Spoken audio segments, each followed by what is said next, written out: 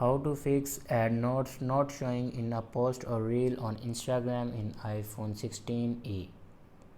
So let's start the video. First of all, if you want to fix this problem, then firstly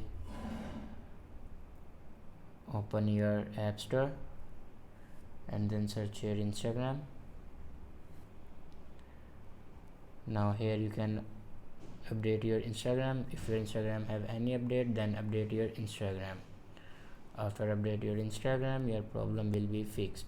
If it doesn't fix your problem, then open settings and click on general and then click on iPhone storage.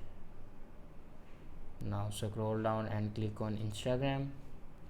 Now here you can offload your Instagram app and reinstall it. After doing these steps, your problem will be fixed. I hope this video is helpful for you. Thanks for watching.